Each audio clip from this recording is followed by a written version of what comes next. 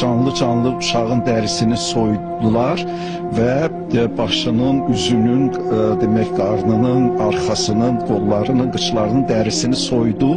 Dərisini soyduqdan 7 dəqiqə sonra o uşaq həyatdan köçdü.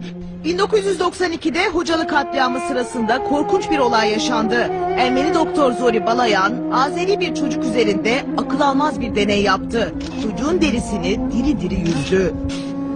Uşağın qışqırtıları altında heç bir ağrı kəsici vurmadan, heç bir tədbir görmədən o uşağın dərisini soyublardı. Doktorun adı var mı? Doktorun adı Zori Balayan'dı.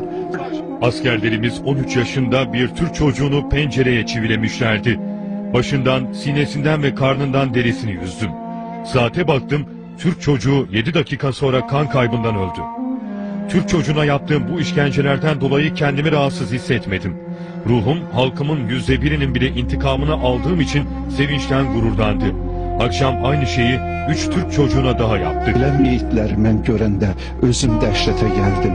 Onların başlarının dərisi soyulmuşdu. Beyinləri parça-parça edilmişdi. Gözləri çıxarılmışdı.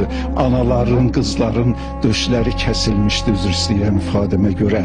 Və hamilə qadınların qarınları nizələrlə deşik-deşik edilmişdi. Onların körpələri eləcə öldürülmüşdü, nizələrə taxılmışdı. Əgər o torpaq iddiasındaydısa, torpağı tutsun. Bu uşağın günahı nə idi ki, bunu belə eksperimentə uğradıb, dərisini soyub onu bu cür əzab işgəncə verə-verə öldürüb.